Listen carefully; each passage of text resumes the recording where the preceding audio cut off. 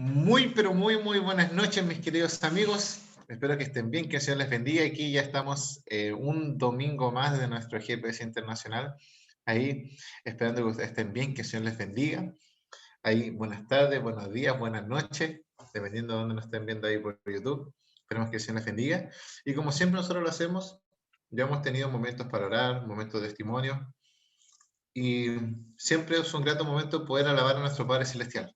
Algunos lo pueden alabar con sus voces, otros lo alaban de otra manera, pero queremos invitar a una amiga, la cual tiene la alabanza y la ofrenda musical el día de hoy. Así que queremos invitar a Jessie Alarcón, que nos está acompañando directamente desde Perú, porque ella va a tener la alabanza, la ofrenda musical el día de hoy. Así que Jessie, el tiempo es tuyo para poder alabar a nuestro Padre Celestial. Muchas gracias por la invitación. Tengan todos muy buenas noches. Espero que esta alabanza sea para un gloria del Señor. Ahí agradecemos a Jessie por esta hermosa alabanza. Muchas gracias a Jessie por habernos acompañado, por aceptar esta invitación y esperemos que también nos siga acompañando más domingos más. Ahí también hablando de nuestro Padre Celestial y también, quién sabe si puede ser también con otra alguna parte. Que el Señor te bendiga mucho. Bueno, chiquillos, ya estamos listos, ya hemos tenido nuestro momento de oración, nuestro testimonio, ya también tuvimos nuestra alabanza y sin más preámbulo queremos nosotros ya comenzar al tiro con el tema del día de hoy. Bueno, es un tema, nosotros sabemos que nuestra temática del mes de julio, una temática igual ahí, podríamos decir buena, ahí para poder aprender un poco más, y es que el día de hoy tenemos una persona, un amigo mío que lo conocí hace años atrás. Si no me equivoco, estudió en la UNACH. ¿Cierto? A ver, que quiero saber si fue así o no. Sí, estudió en la UNACH ahí. Queremos que prenda en este caso su micrófono nuestro amigo Will Sánchez. Ahí, Will, bueno, un amigo conocido desde Chihuahua. Antes nosotros nos conocimos en 2017. Yo me acuerdo que en el 2017 nos conocimos ahí del sur de Chile, ahí por Concepción. Y bueno, hace años atrás, no vamos a decir cuántos años tenía Mayari y cuántos años tenía Mala, pero hace años atrás, ahí. Nos conocimos, nos colocamos en contacto. No, por favor. Ahí lo vamos a dejar nomás. Queremos en este caso, bueno, decir que Will es profesor de música, pero también es himnólogo. Así que, y él nos trae el tema el día de hoy, el cual es la música, la Biblia y el lenguaje. Así que, Will, no sé si nos quieras contar un poquitito sobre tus estudios, cómo llegaste a eso, cómo también te interesó mucho también esta parte de la música. Sabemos que tú nos vas a hablar parte más de los instrumentos, porque es lo que tú también te has dedicado a la parte de investigación. Pero cuéntanos un poquito más para saber sobre ti. Y bueno, ahí tú también tienes el tiempo para comenzar el tema que nos traes. Ya, vale, Jaime, muchas gracias. ¿Se me escucha bien? Voy a aquí avisar al tiro que yo tengo una conexión de internet horrible. Si se me corta en algún momento, avísenme para retroceder porque ni siquiera voy a poder proyectar un PowerPoint o algo, porque si no, se va la transmisión. Pero Will, antes de eso, Will, ese detallito. si tú tienes el PowerPoint, me lo puedes enviar y yo te lo puedo compartir desde acá. Ahí por WhatsApp, por mientras. No sé si te parece. No, porque si no se me va a pegar también. Ya, entonces dejémoslo ahí Ya nomás, lo he Will. probado, así que no, sí. Ya, dale nomás, dale. Sí, no hablemos de proveedores de internet, por favor, porque ya. Bueno, como me dijeron Will, bueno, nombre Wildo, pero casi nadie me conoce por Wildo últimamente, porque se le hacía muy complicado. Yo, como bien dijo Jaime, estudié pedagogía en música en la UNACH. ¿Y qué me llevó a estudiar pedagogía en música en la UNACH?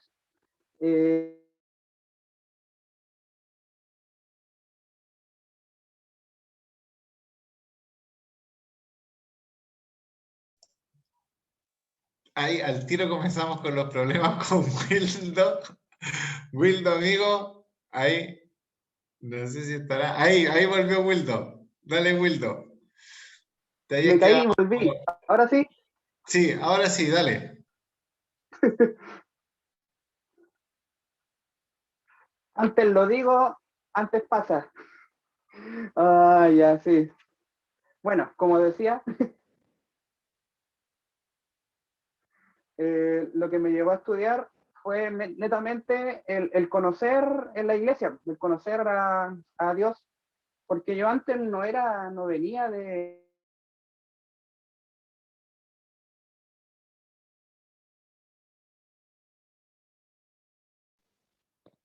De última podría dar el tema con la cámara apagada, si tiene tantos problemas. Wildo, sí, cualquier cosa, si tienes muchos problemas y solamente quieres hablar con la cámara apagada, no habría ningún problema, para que tú sepas.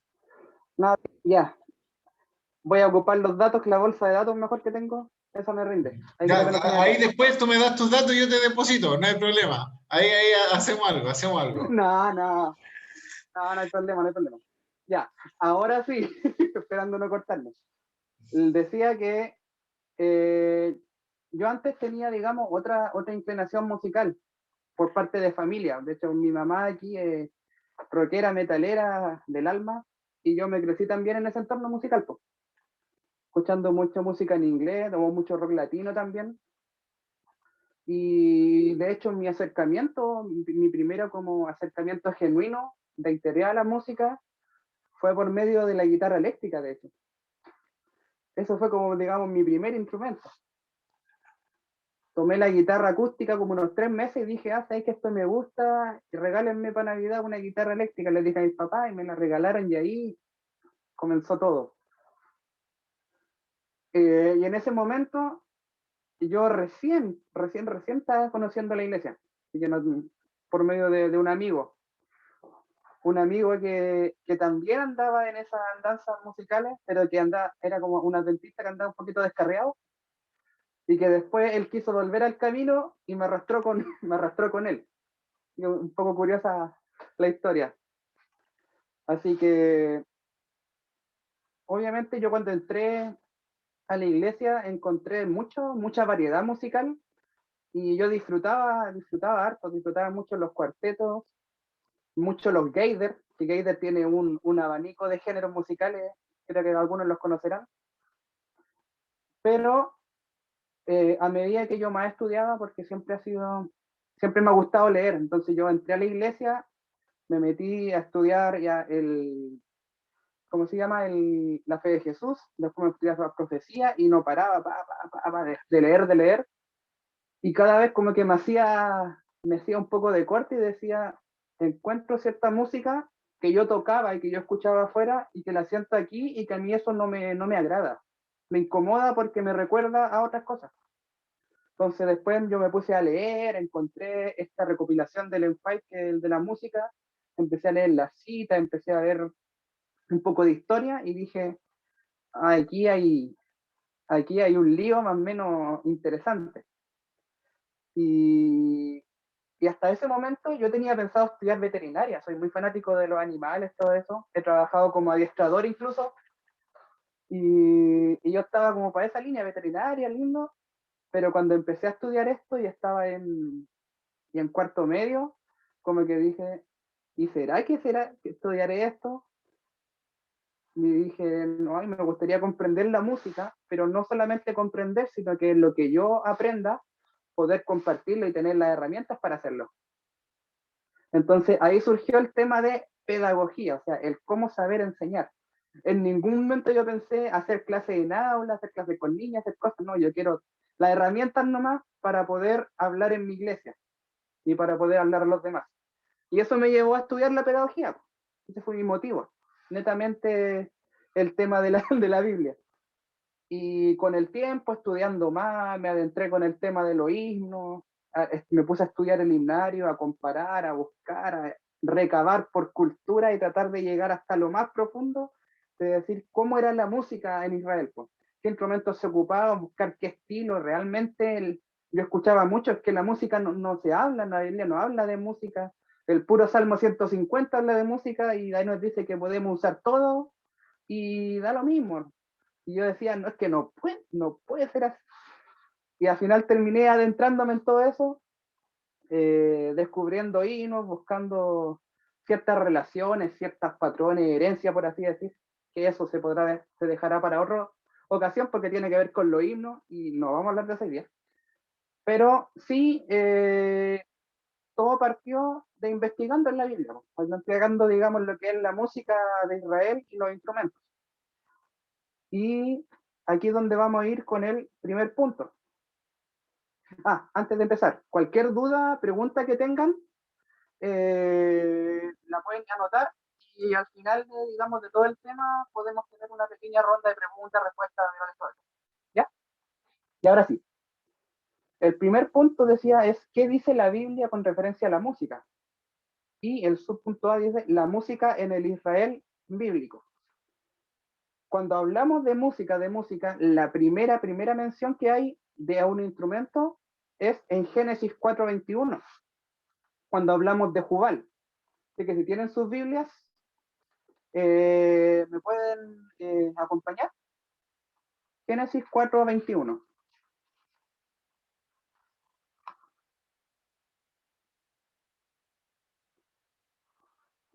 Aquí hablamos de la descendencia de Caín. No vamos a tocar el tema de Caín todavía, pero nos empiezan a hablar de la descendencia, de que Lamec tomó a Ada engendró a Jabal, y después en el 21 dice, su hermano Jubal fue padre de todos los que tocan la flauta. Ahí tenemos una primera referencia, y de hecho, históricamente, arqueológicamente hablando, de los primeros registros que se tienen de instrumentos primitivos, son las flautas.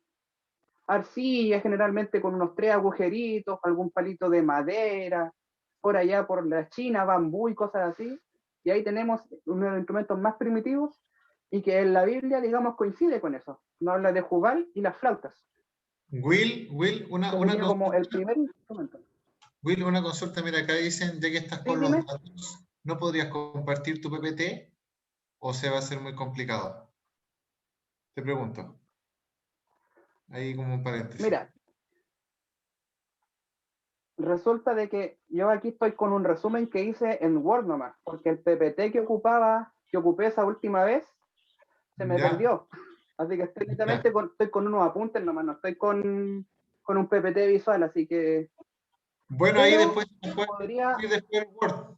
Ahí sí, para podría los chicos. amononar ese archivo y la otra semana te lo puedo enviar a ti, po. No sé si les No hay parece, ningún problema. Ahí para con poder compartir el con los resumen que chiquillos. hice. Excelente. Ya, vale. Ya, entonces quedamos en que la primera mención de instrumentos fue con Jubal y las flautas. Y ahí todavía ni siquiera nos estamos acercando a lo que fue el santuario, a lo que fue Moisés, sino que estamos hablando de harto tiempo atrás. Cuando nos referimos a instrumentos, podemos ver uno de los primeros ejemplos fue el ejemplo de Miriam, cuando el pueblo se liberó de Egipto. Hasta ahí pueden haber ciertas menciones, pero no hay como tanto para escarbar, por así decir, en cuanto a la música. Pero podemos ocupar ese ejemplo que es, si no me equivoco, el Éxodo 15, ¿cierto? Éxodo 15 del 1 al 21, donde dice que Miriam era un grupo de mujeres en el canto y en el baile, con tambores o panderetas, dependiendo ahí la versión de la Biblia. Y mencionamos de que fue literalmente un canto de alegría, de agradecimiento, y me imagino que también harta euforia debe haber habido ahí, porque escaparon de Faraón de Egipto, o sea, no estamos hablando de un hecho menor, sino que para saltar de alegría mínimo. Yo siempre me lo imagino así, y no hay que verlo con malicia, digamos, hasta el momento, porque literalmente hasta ya los tiempos de David, por así decir, los israelitas alababan a Dios de la manera que ellos conocían, de la manera que ellos podían, sin, digamos, mantener tantas normas, o al menos sin que se tenga registro de que hayan tantas normas. Pero quería tocar ese punto porque ahora quiero pegar el salto temporal. Y aquí el salto temporal donde ocurre una tragedia. Y quiero que me acompañen a Primera de Crónicas, capítulo 13.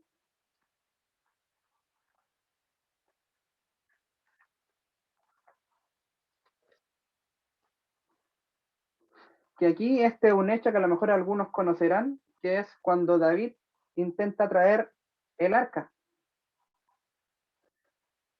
Estamos hablando ya en los tiempos de David. David vivió por ahí como por el año 1960 antes de Cristo, más o menos. Y aquí le voy a dar lectura completamente para que veamos, digamos, el panorama que hay. Entonces David tomó consejo con los capitanes de 1000, de 100 y de todos los jefes. Dijo David a toda la asamblea de Israel: si os parece bien, que es la voluntad del Señor nuestro Dios, enviamos a todas partes a invitar a nuestros hermanos que han quedado en las tierras de Israel, los sacerdotes y levitas, sus ciudades, ejidos, para que se reúnan con nosotros y traigamos el arca de nuestro Dios, porque desde el tiempo de Saúl no hemos caso de ella. Voy a saltarme al versículo 6. Dice: David fue con todo Israel a Bala de Kiriat Jearim, de Judá, para traer de allí el arca del Señor, el Dios que habita entre querubines, sobre el cual es invocado su nombre. Aquí vemos un versículo totalmente exaltando, digamos, la importancia del arca y la importancia también de Dios. Está dando la importancia de que esa arca, como todos sabemos, la arca del pacto era algo, literalmente algo sagrado que se requería con mucho cuidado. Versículo 7. Llevaron el arca de Dios a la casa de Abinadab en un carro nuevo. Usa, y recuerden ese nombre, Usa y su hermano Agío guiaban el carro. David y todo Israel se alegraban con todas sus fuerzas, con canciones acompañadas por, y aquí presten atención, canciones acompañadas con arpas, salterios, tambores, címbalos y trompetas.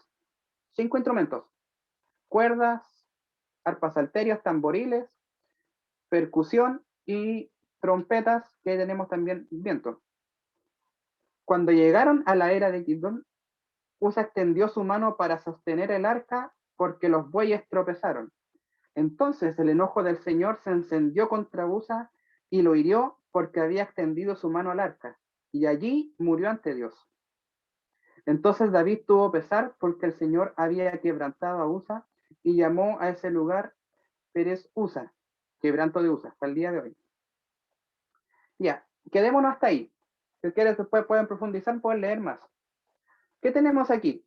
Tenemos una procesión, ¿cierto? En el cual querían trasladar el arca, que no se había hecho desde los tiempos de Saúl, y se hizo siguiendo, digamos, toda la norma, todo lo que está especificado, y en un momento dice que los bueyes que llevaban el arca, que ahí también hay otro punto, bueyes llevando el arca, tropezaron, y Usa amablemente dijo: oh, el arca se va a caer, la voy a tomar para que no se caiga.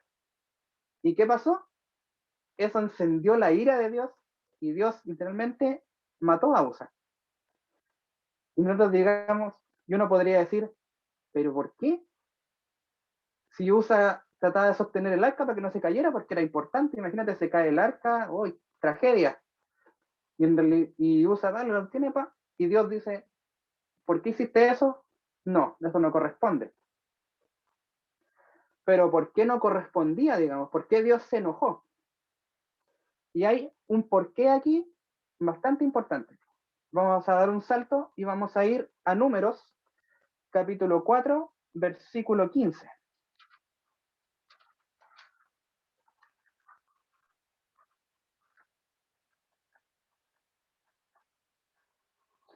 En Números, capítulo 4, versículo 15,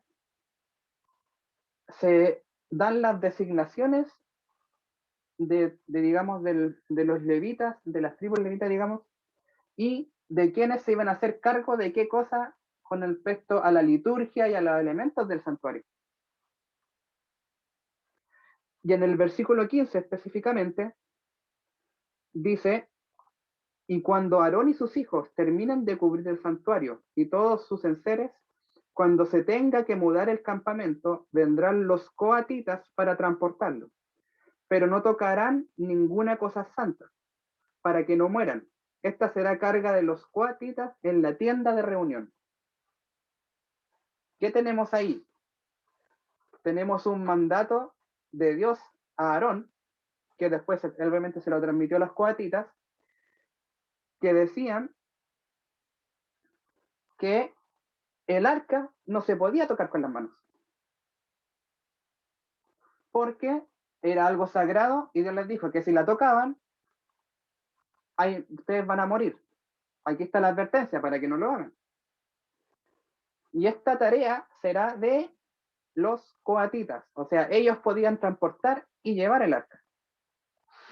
Ya, ¿qué vemos aquí en discordancia con lo que fue el tema de trasladar el arca? Primero, vemos que en ningún momento se nombra a los coatitas o haciendo énfasis después de años de que iban a trasladar el arca, sino que fueron los bueyes, unos bueyes los que estaban trasladando el arca. De cierta manera podemos decir, Dios como, ya, pasó por alto eso, dijo ya que vayan bien, que la cargan los bueyes, ya, de momento. Pero pasó ese accidente porque el animal a lo mejor no es consciente de a lo mejor de por dónde está caminando, algo puede pasar el accidente, se fijará menos que una persona, digamos, y se tropieza y llega Usa, que no era, digamos, un encargado ni de descendencia de coatita, ni de levita, ni nada, y toca el arca a fin de evitar que se cayera, pero había un mandato claramente de los levitas de que nadie podía tocar el arca, excepto los coatitas, porque si no, iban a morir. Y fue justamente lo que le pasó a Usa. Y ahí dice, David entró en tristeza y todo eso porque Usa tocó el arca y murió, pero eso es algo que ellos deberían haber sabido, tanto por tradición, por norma, eran cosas que se hacían en el santuario y que por diversos motivos sabemos que el pueblo de Israel reincidentemente a veces caía en el olvido de sus tradiciones, de su enseñanza y su respeto a Dios, y muchas cosas a veces se perdían, y probablemente se puede haber dicho que a lo mejor ese conocimiento se perdió o se tomó en poca monta, por así decir, pero Dios estaba consciente de eso y tenían que mostrar, digamos, esa lección de que Dios encargó esto y que era algo sagrado, y estaban avisados, tristemente esa es la cosa, radicalmente hablando, estaban avisados, y a Usa no le correspondía tocar el arca, y por haber cometido esa falta, recibió el castigo de Dios. Entonces, ya, ¿qué dice después? Después nos vamos a dar un salto hasta el capítulo 15 de Crónicas, donde el arca queda ahí, digamos, en stand-by, y David nuevamente planea, digamos, el traslado del arca a Jerusalén. Y voy a leer desde el capítulo 15, del versículo 1, dice: David edificó casas para sí en su ciudad y preparó un lugar para el arca de Dios y levantó una tienda. Entonces dijo David, el arca de Dios debe ser traída solo por los levitas, porque a ellos eligió el Señor para que la llevan y le sirven perpetuamente. ¿Qué pasó? David recordó o tomó en cuenta aquellos que se nombraban números y dijo, debe ser traída solo por los levitas, porque ellos fueron los elegidos para esa tarea. O sea, David se dio cuenta del grave error que estaban haciendo. Primer error, pedirle a unos animales que trasladaran el arca. El segundo error, bueno, que fue por consecuencia de eso, que digamos por accidente puede ser o quizás no, permitir que una persona que no era levita tocara el arca y evitar, digamos, para evitar nuevamente la tragedia.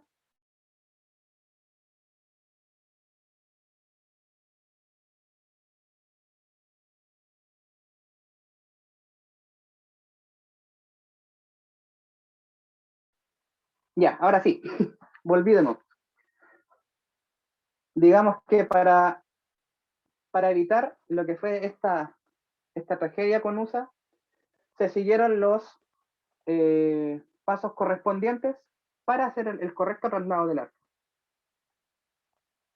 En el versículo 4, sigo leyendo, dice, David reunió también a los hijos de Aarón y los levitas. De los hijos de Coat, Uriel el principal de sus hermanos, 120, de los hijos de Merari, y ahí menciona a a grupos de gente y todo eso. Y desde el versículo 11, David llamó a los sacerdotes Sadoc y Abiatar, y a los levitas Uriel, Asaías, Jamel, Semaías, Eliel, Aminadab, y les dijo: ustedes son los principales padres de las familias levitas. Santificados con vuestros hermanos y pasad el arca del Señor Dios de Israel al lugar que le preparé. Por no haberlo hecho así la primera vez, el Señor nuestro Dios nos quebrantó, por cuanto no lo buscamos según la ordenanza. O sea, aquí que dice David,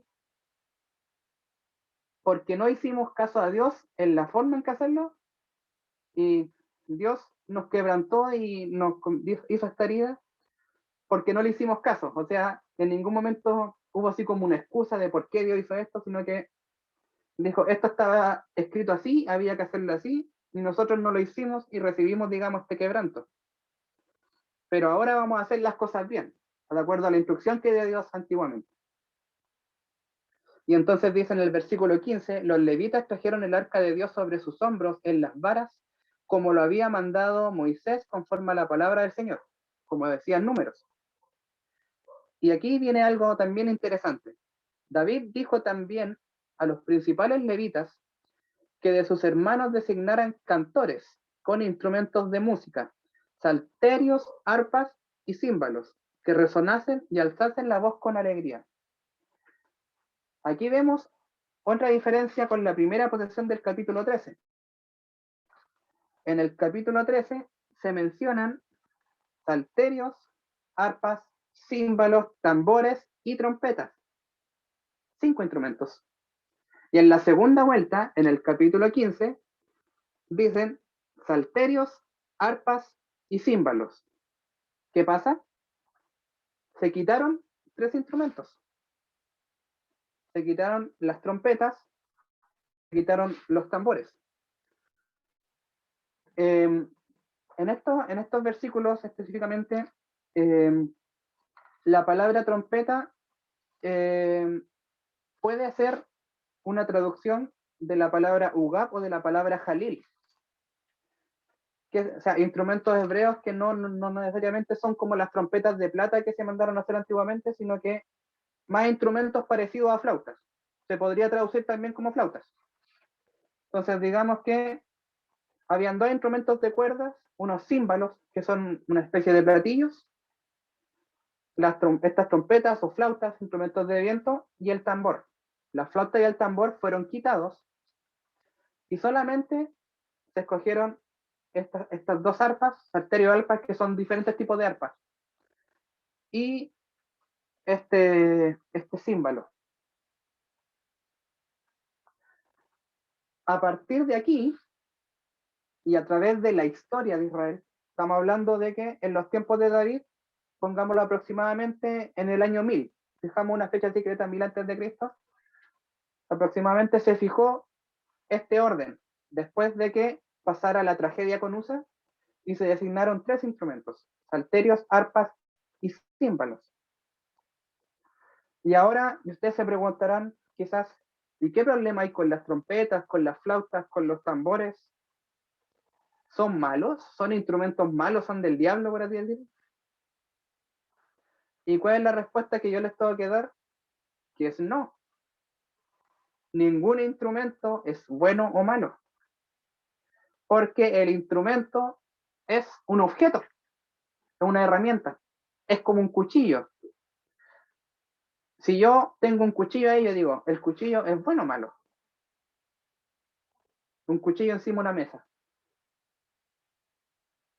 Si lo ocupo para untar mantequilla, bueno, súper útil. Si lo ocupo para apuñalar a alguien, malo, ¿cierto? Pero si el cuchillo está ahí, solito, ¿hay moralidad en el cuchillo? ¿Es bueno o malo? No hay, porque es una herramienta. Con los instrumentos pasa lo mismo. No es que se dijera el tambor y la flauta son del diablo y por eso hay que quitarlas de aquí. Sino que el tema de la exclusión de los instrumentos se remonta un poco más a un tema cultural.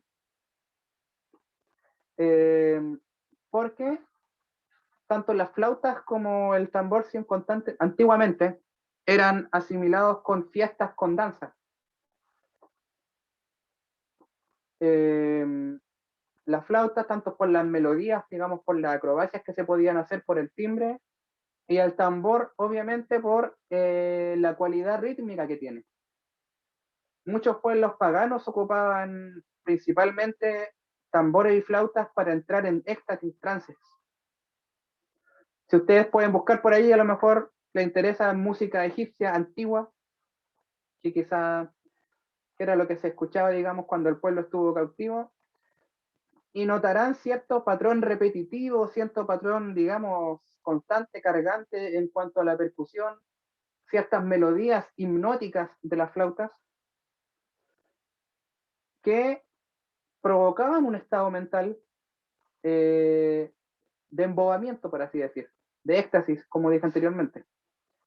Pero el pueblo de Israel también la ocupaba, digamos, no es que se excluyeron de la vida en sí, sino que se apartaron para sus festividades, para quizá el tema personal, fiestas, porque igual ellos tenían fiestas, ellos habían danzas, por así decir,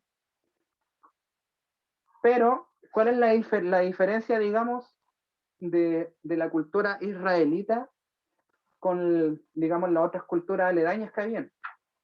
También estaba el factor de perversión o de sensualidad. Sabemos de que existían muchos cultos, generalmente a lo que era la fertilidad, ciertos sacerdotes, sacerdotisas, orgía y todo eso que era muy común en otras culturas, que ocupaban estos instrumentos en esas, digamos, ceremonias, y que por tanto en aquellos tiempos había una asociación negativa a esos instrumentos. Y a fin de, digamos, de evitar eso, porque Israel siempre trató de diferenciarse. Por ejemplo, cuando también se habla de los tatuajes, de los temas, pinturas corporales, cuando se habla de los anillos, de los adornos, de los cortes de pelo incluso, no era que si yo ocupo un anillo, ocupo un aro está mal, si yo me hago una moica está mal, sino que era el asunto de que otros pueblos paganos hacían esas cosas, ya sea por temas religiosos, digamos, de su religión, y a fin de evitar esas comparaciones o incluso esas influencias que pueden venir, era mejor evitarlo a fin de diferenciarnos y saber que, digamos, nosotros los israelitas hacemos las cosas diferentes. Ese generalmente siempre fue el motivo de muchas cosas como lo que se habla, la modestia, el vestir, el evitar ciertas cosas. Siempre fue, digamos, con ese fin, de que el pueblo de Israel fuera diferente y fuera especial. Y eso mismo también se tenía que aplicar a la música. Si la música en otros rituales era, digamos, hipnótica, nos llevaba al éxtasis, era muy bailable, nosotros tenemos que hacer música más calmada, que la arpa esté en un tono mayor, en una escala, por así decir, y que sea fácil de cantar, que nuestra palabra, que nuestro canto sea entendible y tenga, digamos, un mensaje claro. Si nosotros vemos la lírica de los salmos, nos daremos cuenta de que tiene unos contenidos tan variables, una letra muy linda de diferentes temas, muy ordenadito todo eso, y que por tanto era importante que lo que se cantara se entendiera y que los instrumentos no sobrepasaran ni entorpecieran el canto, sino que al contrario, que esa palabra de Dios que estaba escrita y que se estaba cantando fuera entendible y que los instrumentos endulzaran, digamos, esas melodías. Que eso fue, digamos, la principal diferencia que había entre, digamos, la música pagana y la música de Israel. Pero, como yo bien les decía, siempre hubieron periodos en el que Israel estaba bien, estaba mal. Cuando vemos el tema de los reyes, como cada 5 o 10 reyes había uno que hacía lo bueno, después de tantos años de maldad y cosas así. Y pasó lo que a lo mejor muchos esperarán. Vamos a ir a segunda de Crónicas. Ya nos saltamos primera de Crónicas y nos vamos a segunda. Hartos años después. Y vamos a ir al capítulo 29.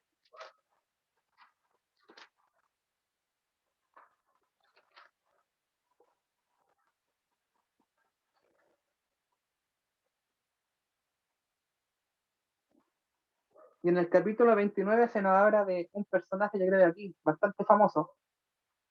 Muchos sermones he escuchado de él. Estamos hablando de Ezequías, un joven, porque igual era joven, de 25 años, que subió al trono de Jerusalén. Con un precedente que teníamos acá de un reinado y de una idolatría y apostasía y paganía horrible en Israel, pero que Ezequías no quiso hacer lo mismo. Él se dio cuenta de que lo que había hecho aquí su padre y su padre antes de ese y todo lo que la historia que había no era muy adecuado. Estamos hablando aquí, si David vivió alrededor del año 1000, no puede ser, dejémoslo en 1000 para que quede cerradito. Estamos hablando que Ezequías vino a reinar por ahí por el 715, si mal no me equivoco. O sea, estamos hablando de casi 300 años. ¿Y qué pasó en estos 300 años? ¿Y qué es lo que dijo Ezequías? Leemos el capítulo, o sea, perdón, el versículo 4. Dice que hizo venir a los sacerdotes y los reunió en la plaza y les dijo: oídme, levitas, purificaos y purificad la casa del Señor.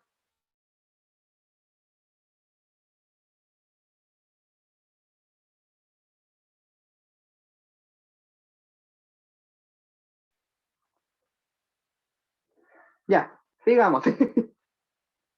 Oídme, levitas, purificados y purificad la casa del Señor, eh, al Dios de vuestros padres, y sacad las impurezas fuera del santuario, porque nuestros padres se rebelaron e hicieron lo malo ante el Señor nuestro Dios. Y ahí empieza a nombrar todas las cosas malas que habían y de decir: esto está mal, ¿por qué hicieron esto? Tienen que ustedes santificarse. Y empezó a hacer un conjunto, digamos, de reformas. Y después, ustedes pueden leerlo ahí para no estar tanto tiempo. En el versículo 20 es cuando Ezequías empieza, digamos, a restaurar todo lo que fue el culto, digamos, que se hacía. Y en el versículo 25 del capítulo 29 dice: Ezequías puso también levitas en la casa del Señor, con címbalos, salterios y arpas. Y aquí dice, ¿se acuerdan los instrumentos que puso David en la segunda procesión del arca de Jerusalén? Címbalos, salterios y arpas. Pero aquí añade algo que es extremadamente importante y que ojalá no se le olvide nunca.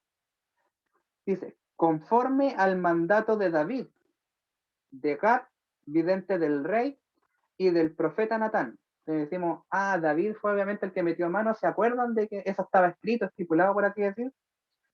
Pero lo más importante dice que es porque ese mandato vino del Señor por medio de sus profetas. O sea, nosotros sabemos que David, digamos, su currículum musical es innegable. Era, desde que tocaba muy bien el arpa. De hecho, cuando pasó el incidente con Saúl, que había un demonio, digamos, que lo atormentaba, desde que David tocó el arpa y todo eso se iba. Ahí vemos el poder que tenía la música y, digamos, y la actitud también que tenía David, obviamente por medio de también su lazo con Dios, por medio de la música. Entonces digamos que David era una persona adecuada para hacer orden ahí en la música. Pero no fue algo que se le ocurrió a David, sino que fue algo que Dios le reveló a los profetas de ese tiempo para hacérselo llegar a David y decirle de que Dios dice que en nuestro culto, en nuestra liturgia, vamos a ocupar solamente 3 instrumentos. Vamos a dejar de lado los tambores y las cosas, y solamente vamos a tener los címbalos, los salterios y las arpas. Eso fue mandato de Dios, y eso es algo bastante importante, porque no, como decía, no fue ocurrencia humana ni nada, sino que literalmente fue Dios el que se manifestó y puso orden. Así que eso es un dato bastante importante. Ahora quiero avanzar un poco en la historia y quiero que vayamos a Nehemías. Nehemías capítulo 12.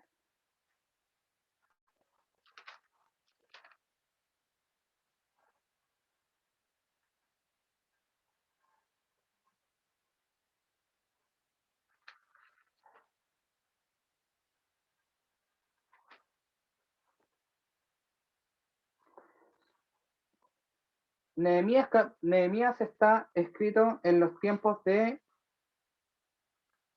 Artajerjes, ¿cierto? El rey Artajerjes por ahí, él era parte de lo que era la corte. Y aquí estamos hablando del año 400, de aquí lo busqué específicamente, 465 al 423 antes de Cristo. Aquí ya estamos hablando de más de 500 años desde lo que pasó con David. Con Ezequías eran más o menos 300, aquí con Artajerjes ya van 500. Y quiero que leamos el versículo 27, cuando se habla de la dedicación de la muralla de Jerusalén. Dice, para la dedicación de la muralla de Jerusalén, buscaron a los levitas de todos sus lugares y lo trajeron a Jerusalén para celebrar la dedicación con alabanzas y címbalos, con salterios y arpas. En algunas versiones también dice cítaras, que también son instrumentos de cuerda, que al final lo que nos vale es lo que dice en el hebreo, las palabras para el instrumento hebreo, pero quedémonos con que son instrumentos de cuerda. Esa es, digamos, la premisa. Los címbalos y las cuerdas. O sea, ¿qué es aquí?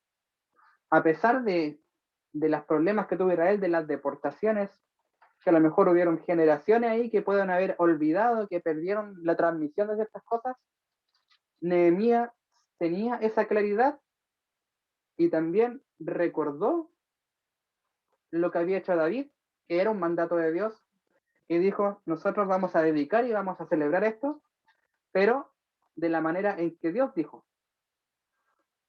con los levitas, que eran los encargados, con cantores, címbalos y cuerdas, porque eso fue lo que dijo Dios cuando teníamos que hacer un culto.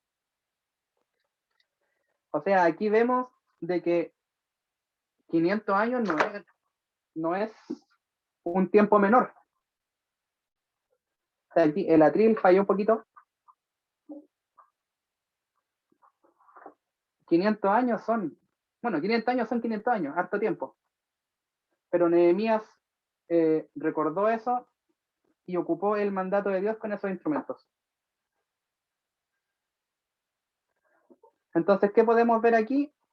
De que, digamos, por mucho tiempo, y después si nos ponemos a ver quizás lo que dicen ciertos escritos rabínicos, por así decir, podemos ver de que estas tradiciones se fueron manteniendo a través del tiempo, incluso en tiempos cercanos a lo que fue ya los tiempos de Jesús, de que se mantenía, digamos, esta norma y este decoro con los instrumentos.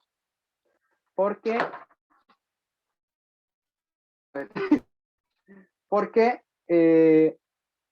era algo que Dios encargó, primeramente que todo, y que en realidad debería ser motivo suficiente para no cuestionarlo. Dios exclusivamente tocó este punto y por algo lo tocó. Pero si nosotros queremos ir más allá, como soy yo, preguntándome el por qué, era porque había que diferenciarse, digamos, de las culturas aledañas y de las cosas que hacían. Ese es como el motivo técnico. Pero antes de pasar al segundo punto, que es el tema de Ellen White, quiero hacer una acotación que cuando yo la encontré una vez, quedé así impactado para adentro. Y probablemente ustedes también. Quiero que vayamos al libro de Ezequiel. Aquí tenemos un salto.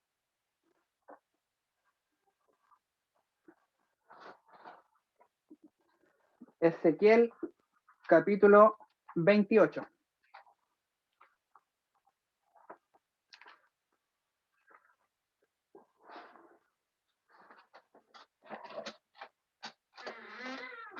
Ezequiel, ¿cuánto? 28.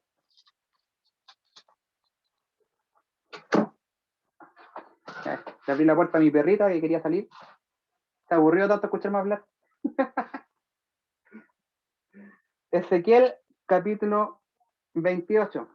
Aquí nos habla acerca de el rey de Tiro, pero es un poco raro la manera en la que habla. Así que quiero que leamos conmigo hasta el versículo 13. Dice: recibid del Señor esta palabra, hijo de Adán, el príncipe de Tiro. Así dice Dios, el Señor.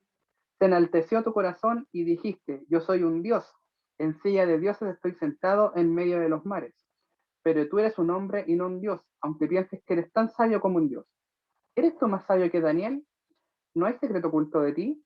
Con tu sabiduría y tu prudencia has juntado riqueza, oro, plata en tus tesoros. Con tu gran habilidad comercial multiplicaste tus riquezas y a causa de ellas se enalteció tu corazón. Aquí estamos hablando de unas características de una persona extremadamente orgullosa al punto de decir: yo soy un Dios, mira mi poder, mira mi intelecto, mira lo que he hecho con mi reino, yo soy un Dios y he hecho grandes cosas. Pero en el versículo 11 dice: después recibí esta otra palabra del Señor: hijo de Adán, entona lamentaciones sobre el rey de Tiro, y dile: así dice Dios, el Señor, tú eras el modelo de la perfección, lleno de sabiduría y acabado en hermosura. En el Edén, en el huerto de Dios estuviste, toda piedra preciosa te adornaba, rubí, topacio, esmeralda, crisólito, ónice, jaspe, zafiro, turquesa y berilio. Y me acabo de dar cuenta de que mi versión de la Biblia parece que censuró eso, que estoy leyendo la Reina Valera 2000. El que tenga la Reina Valera 96, busque por mientras, yo la busco acá en la aplicación, porque omitieron algo bastante importante.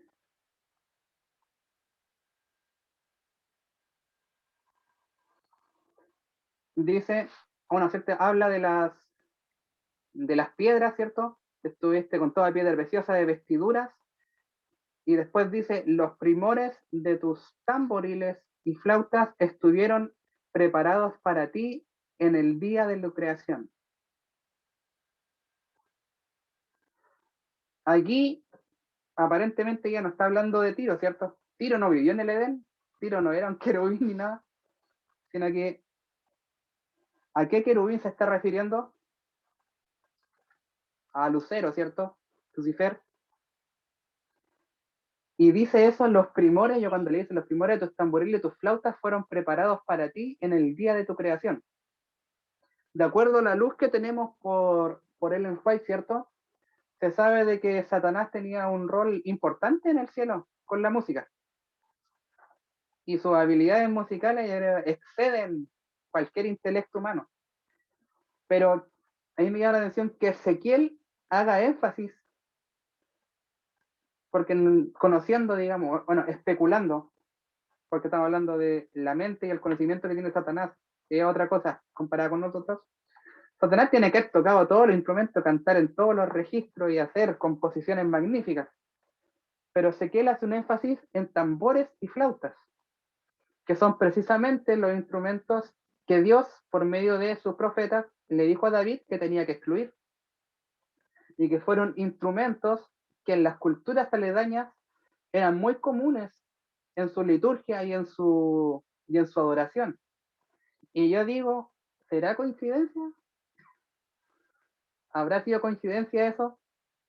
De que Ezequiel nombre eso, de que nombre de que los tamboriles y las flautas eran, digamos, instrumentos especiales para Satanás, que Dios apartara eso de su liturgia y que otras culturas paganas ocuparan con bastante intensidad de instrumentos, no es para nada una coincidencia. Hay ahí una conexión perturbante, digamos. Y pues digo, la primera vez que lo leí fue como, ahora todo calza, todo calza. Satanás, uno de los maestros de la música, intencionalmente ha estado moviendo los hilos para la mala utilización de los instrumentos, porque recuerden, son instrumentos, no son malos, no hay moralidad en ellos, pero la manera en que yo los voy a utilizar va a ser la diferencia entre una adoración correcta a Dios y una adoración secular o pagana a Dios. Cerramos el punto 1, lo que era la música de Israel, David, el santuario y todo eso. Y ahora vamos a ir a Ellen White del campestre de Indiana, porque aquí otro tema para sacar chispas.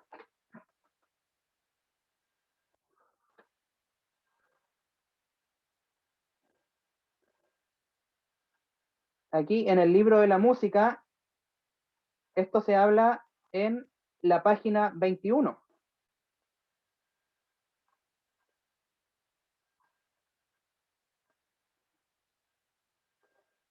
Y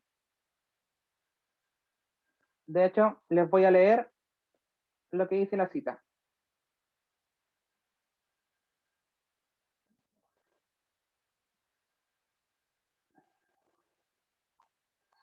Dice, la música de la reunión campestre de Indiana en 1900 descrita por testigos oculares.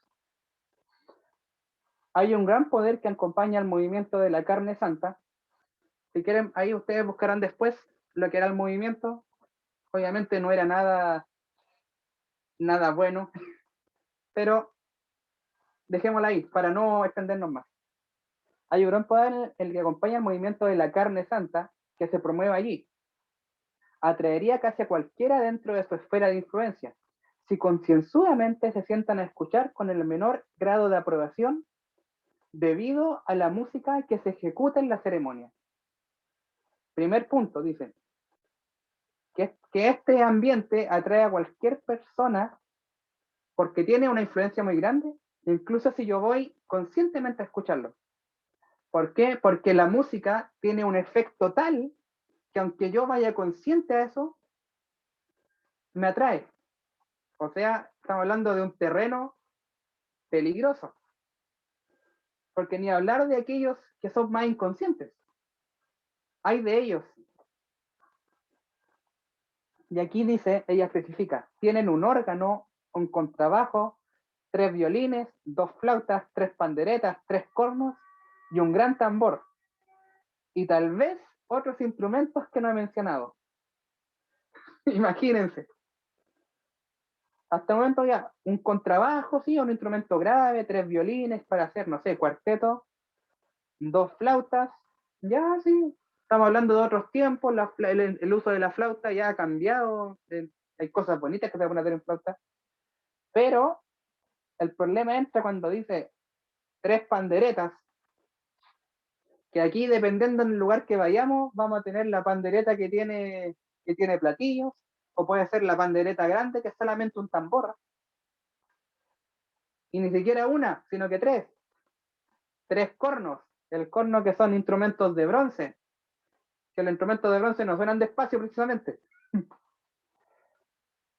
Y aparte dice un gran tambor, ni siquiera un tamborcito ni nada, un gran tambor, o sea, aquí hay obviamente hay una intencionalidad por parte de los que estaban organizando.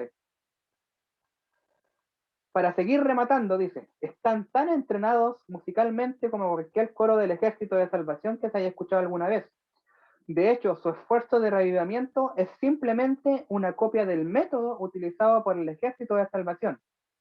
Y cuando llegan a una nota aguda, no se puede oír ni una palabra de lo que canta la congregación, ni oír nada a no ser los gritos de aquellos que están medio dementes.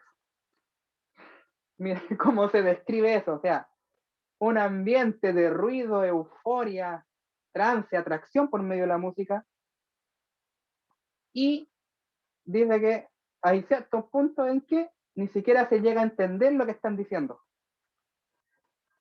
¿Y recuerdan cuál fue la premisa que nombré acerca de la música de Israel y el por qué la limitación de esos instrumentos? Porque precisamente se tenía que entender lo que estaban diciendo. Pero aquí dice que llega un momento en que llega una nota aguda, y me imagino que habrá un clima con los órganos y un fortísimo con todos los instrumentos que, oh, ni decir.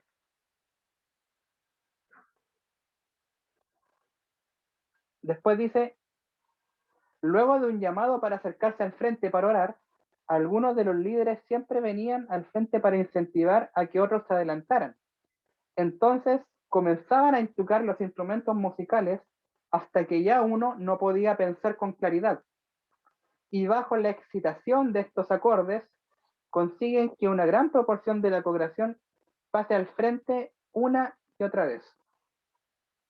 Ese fue, y esto no es escrito por el lenguaje, recuerden que eran por un testigo, que era Essen Haskell, que fue el que le escribió, le dijo a Ellen White, y esto es lo que yo estoy observando.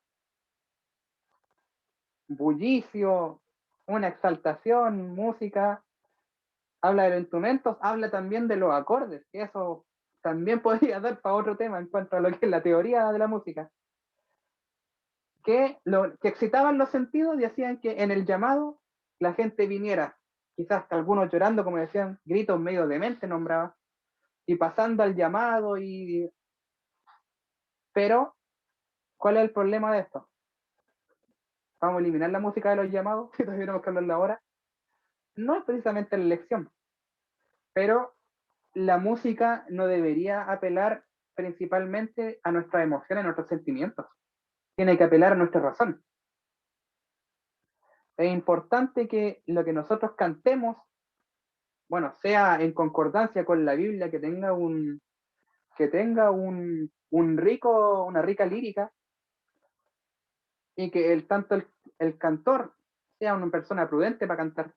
Aquí habló un poco de las notas altas, de que cómo eso permitía que no se entendiera lo que estaban cantando, de que también se habla de cierta prudencia, ciertos límites, porque no hay, principalmente la cosa es que uno no va a lucirse, no va a mostrar, miren lo que yo hago, sino que yo mismo estoy siendo un medio, un instrumento en las manos de Dios para exaltarlo a Él, para dar un testimonio, para los diferentes usos que pueden haber en la música. Y claramente aquí en este Congreso de Indiana, lo que acabo de decir no se pescó ni por si acaso. Sigamos con el punto de 2, que era la utilización del Garden of Spices. El Garden of Spices es, bueno, como himnólogo tendría que saber lo que es un himnario, que haciendo memoria creo que es un himnario del Ejército de Salvación, pero la cosa es que es un himnario de corriente evangélica. Hasta el momento, eso no puede ser malo, un himnario tiene cierto patrón, los himnos en general nunca han perdido sus patrones de voces, de conducción de voces, pero el problema aquí no es el himnario en sí, sino que el contexto. Porque dice, este es el informe de la señora de Essen Haskell. Primero fue el reporte del marido, era el reporte de ella, dice. Tienen un gran tambor, 2 panderetas, aquí creo que le quitó un poquito, eran 3, un contrabajo, 2 pequeños violines, una flauta, 2 cornetas, un órgano. Aquí a lo mejor fue en otro momento del culto, son los mismos instrumentos, los menciona menos, pero ella hace una acotación también importante. Y unas pocas voces. Guárdense el tema de las voces y de los coros porque lo vamos a ver en el punto 3, con el tema de la organización de Israel. Ahí dice, como himnario tienen Garden of Spices y acompañan las palabras sagradas con melodías bailables. Nunca han utilizado nuestros propios himnarios, excepto cuando hablan los pastores Brady Haskell y entonces comienzan y terminan con un himno de nuestro himnario. Pero todos los otros cantos son del otro libro. Gritan amenes, alabado sea el Señor, gloria a Dios. Igual que el ejército de salvación. Es perturbador para el alma. Las doctrinas que se predican concuerdan con el resto. Las pobres ovejas están verdaderamente confundidas. Ese fue el reporte que dio la señora Desmond Haskell acerca de que palabras sagradas con melodías bailables. Ay, ay, ay, ay. Imagínense, bueno, no se imaginen, yo he escuchado mucho. Una salsa, un merengue, un tango, no sé, una cueca, con la letra de, no sé, Adiós el Padre Celestial. Con la letra de Silencio, Silencio. No sé, con cualquier himno que se le ocurra. Himnos que su letra nos trae la reverencia, nos habla de la exaltación a Dios, pero que su música no se concuerda para nada con lo que yo estoy hablando. Esa es otra premisa importante con la música. El tema de que la letra también tiene que ir concordante con la música. No puedo tener una letra que hable de reverencia, ¿no es cierto? Hace un tiempo atrás, no recuerdo quién fue el artista, escuché una versión de Santo, Santo, Santo, que no tenía nada de Santo, Santo, Santo el arreglo. Porque era aparte, se podría decir que un estilo más gospel, jazz, con varios de los instrumentos que se nombran aquí, el cantante modificando la melodía del himno. Y era como escuchar la letra, ver lo que está haciendo, y era como que, pero esto no calza, porque yo estoy hablando santo, santo, santo, estoy hablando de una solemnidad, y lo que yo estoy viendo es cualquier cosa menos solemnidad. Y precisamente es lo mismo lo que se está hablando aquí con el, digamos, con lo que es este Congreso de Indiana. ¿Qué lección podemos rescatar de aquí? Nosotros tenemos un himnario, ¿cierto? Aquí yo tengo el himnario gordito. Yo, fanático de los himnos, he traducido mucho, he rescatado hartos himnos. De hecho, tengo por ahí himnos que datan del año 500, 600, que los he traducido al español, porque, bueno, para tener contenido original igual, y que también muestran un poco cómo era quizás la cultura antiguamente, porque los himnos también han tenido su evolución en cuanto a métrica, en cuanto a la forma de expresarse, pero generalmente siempre se mantiene lo que es, digamos, la solemnidad, tienen cierto patrón de orden. Y nuestro himnario trata de rescatar eso. Trata de rescatar los himnos a 4 voces, de que se lleve la melodía bien, de que no sea ni muy alto ni muy bajo, y todo ese asunto. Y yo podría hasta decir de que con nuestro himnario, con los 613 himnos que hay, que no son pocos, tenemos repertorio, hasta quizás un poquito de diferente estilo en algunas cosas, letras de sobra para ocupar en nuestra vida. Pero no quiere decir que yo voy a censurar cualquier otro cantante, cualquier otra composición original de una persona, para nada, porque Dios nos da dones quizás para componer, dones para arreglar todo eso, y que, o incluso experiencias más personales, o incluso testimonios cantados, que a lo mejor yo no voy a encontrar en el himnario, y que van a ser de exaltación a Dios, y que van a ser quizás de bendición para el que lo escuche, al igual que un himno. Pero tenemos que tener en cuenta de que a nuestro himnario también hay que sacarle provecho, porque lo que hay ahí fue hecho concienzudamente. el cambio de los himnos, de algunos himnos que se hizo de la versión anterior a este del 2009, se juntaron a muchas personas de diferentes partes, profesores, músicos, todo eso, y fue un estudio extenso para poder elegir lo que hay, para ver qué sacar, para ver qué integrar, cambios de palabras, incluso para evitar confusiones o malentendidos. Y por tanto hay un trabajo exhaustivo en el cual yo puedo decir que el himnario adventista está aprobado, por así decirlo. Cumple, digamos, con los criterios que Dios nos pide y que se condice con lo que Dios mismo mandó en Israel. Hasta ese nivel. Pero sí, podemos ocupar más cosas, quizás podemos ver cosas de otro himnario. Si vieran los himnos que tengo yo, he sacado himnos de diferentes partes, de diferentes congregaciones, himnos hasta de catolicismo antiguo, pero que tienen temáticas, bueno, como al ser himnos antiguos son más tradicionales de eso. Tienen temáticas que hablan de Dios, tienen cierta formalidad, cierta solemnidad, y que uno lo sopesa y dice, a ver, veo esto, veo la letra, veo la música, tanto, ¿estará bien? Yo digo, ver esos filtros, sí, está bien, ya, bonito, hagámosle tanto. Y el himnario es un buen trabajo para hacer esas cosas. Pero, ¿qué pasa con esto? Aquí el punto 13 es una pregunta, dice, ¿repetiremos la historia?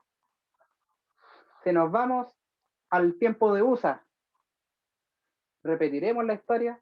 Si nos vamos a los predecesores ¿de quién fue? De Ezequías, ¿repetiremos la historia? Si nos vamos al Congreso de Indiana en 1900, ¿repetiremos la historia?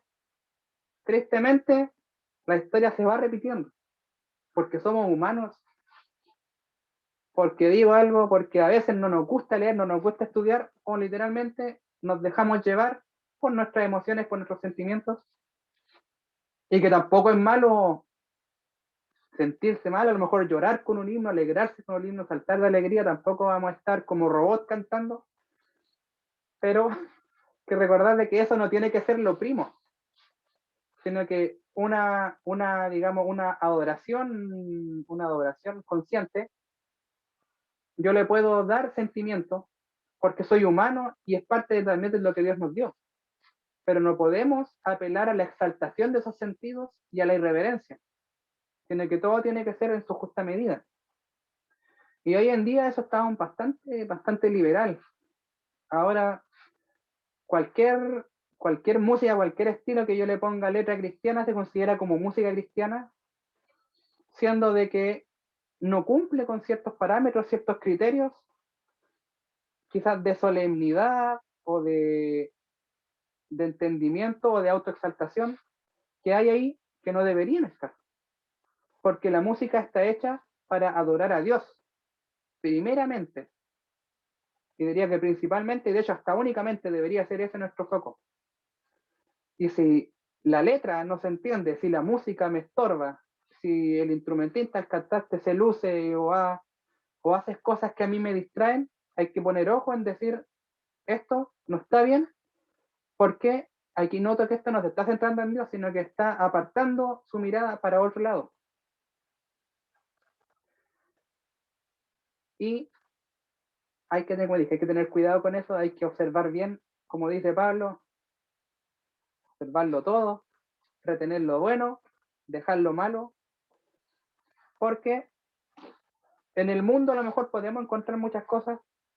De hecho, todos los himnos que tengo yo, que son, digamos, de traducción y todo eso, son himnos que obviamente la letra las compuso obviamente algún ministro, pero que las melodías no son melodías compuestas cristianamente, sino que son melodías quizás folclóricas de ciertos lugares que se traspasaron ahí, y que él dijo, oh, esta melodía suena bonita, pongámosela al himno. O sea, ahí hay una mezcla de secularidad, por así decir, y de cristiandad. Pero, ¿qué pasa con eso? Esta melodía, a lo mejor es una melodía bailable, una melodía fea, o no sé, cosas así. Y hay que sopesar a eso. Pablo dice, retener lo bueno, dejar lo malo. Él dijo, mira qué linda esta melodía. Y oh, mira, inspiración, un himno. Y pueden salir muchos himnos bonitos, por ejemplo. A ver, déjenme aquí buscar algo para dar un ejemplo. Están saliendo aquí del protocolo.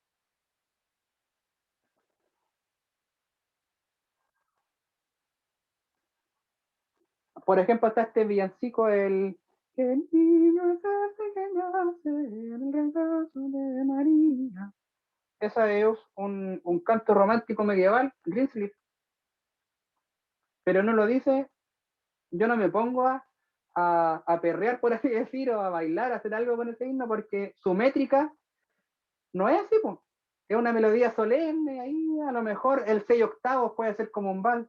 El niño se... Pero eso sería lo máximo de bailable que yo puedo hacer.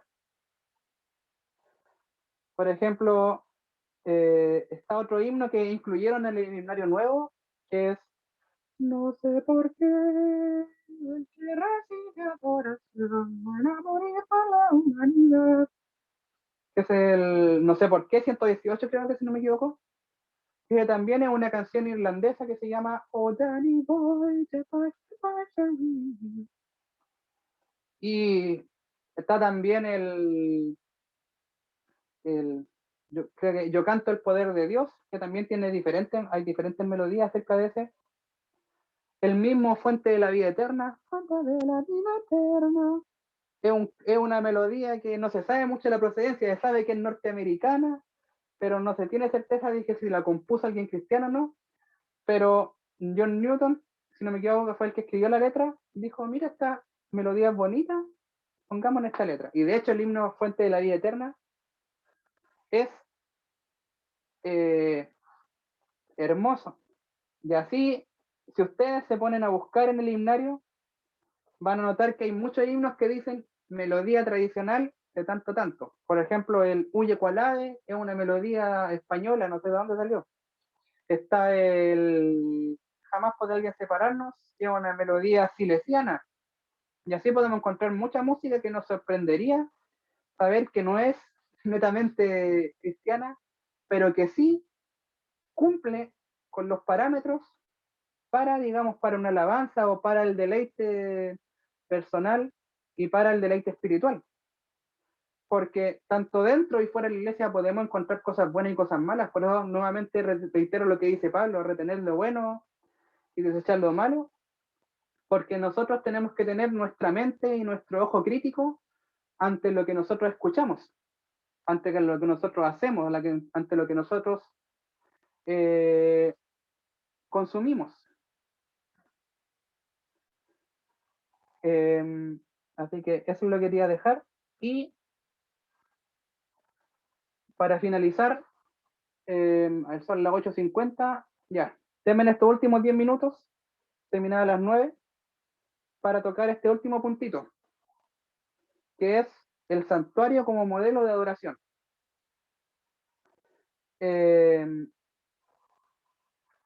Generalmente cuando hablamos de la música y el santuario, el santuario de acá, el terrenal, en este momento, netamente no existe algo de que se haga música dentro del santuario. Partiendo, ¿por qué? Porque al santuario primeramente entraban solo los levitas y se hacían en el atrio los sacrificios, ¿cierto? Y todo eso en las ofrendas. No hay como un registro de que en el santuario hubiera, por así decir, música, instrumentación. Sí se nombra el tema de que Dios mandó a hacer las trompetas de plata, ¿cierto? Que son las que se nombran ahí en Números 10. Pero generalmente la función de las trompetas no es como las trompetas de ahora, sino que eran más que nada una función de llamar, de congregar al pueblo, o de indicar ciertos momentos. Pero sí se sabe de que para, digamos, las labores generales, sí había una designación importante. Así que nuevamente quiero que volvamos a la Biblia, en el capítulo, el número 4 nuevamente, vamos a recordar un poquito, pero vamos a ir al versículo 1 y 3. Números 4, 1 y 3. Y aquí dice: dijo el Señor a Moisés y Aarón: cuenta a los hijos de Coat de entre los levitas por sus familias y sus casas paternas, de edad de 30 a 50 años, todos los que entran a servir en la tienda de reunión. Ya, aquí quiero que retengamos este punto, dice, reunid a los hijos de Coat, ¿cierto? Una de las familias levitas, y dice, de edad entre 30 y 50 años, todos los que entran a servir. O sea, aquí está diciendo de que recién su servicio en el santuario era a la edad de 30 años, hasta los 50, o sea, 20 años sirviendo en las funciones del santuario. Si nos vamos un poquito más adelante, a Números 8:23,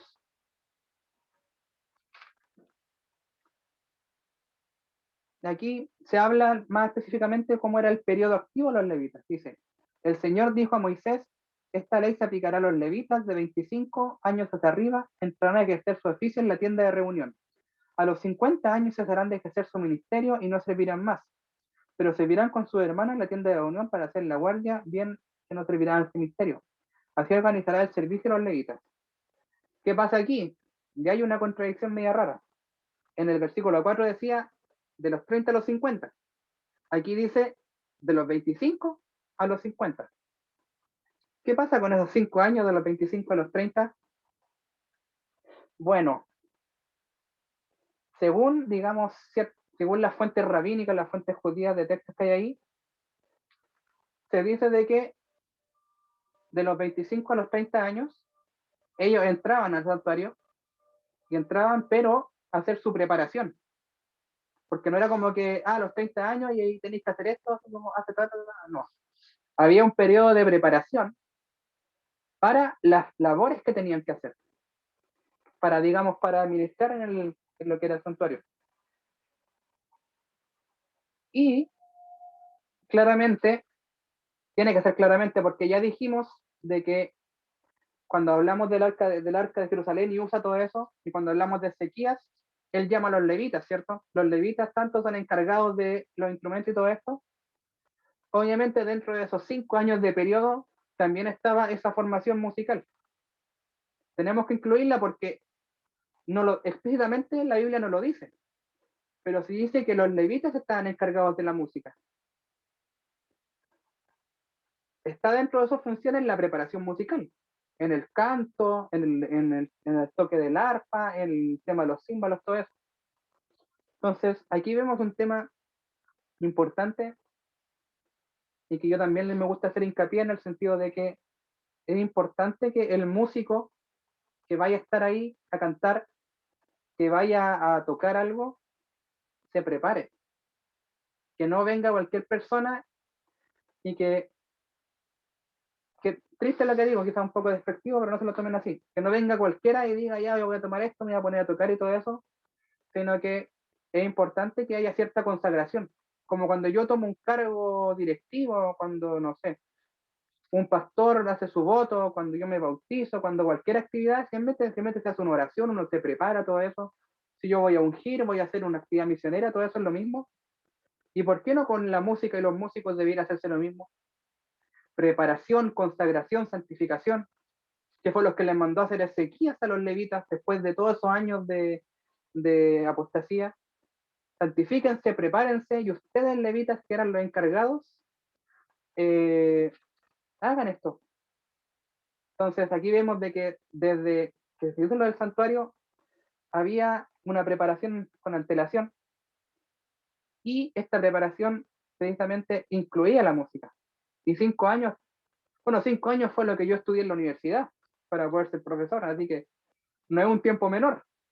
5 años dedicados a las labores, a la música, es algo importante.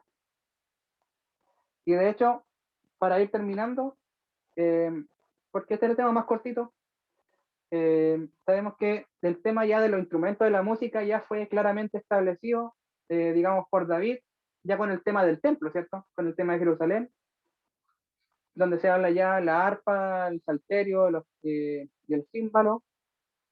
Estaban solamente los levitas, ¿cierto? Encargados de eso.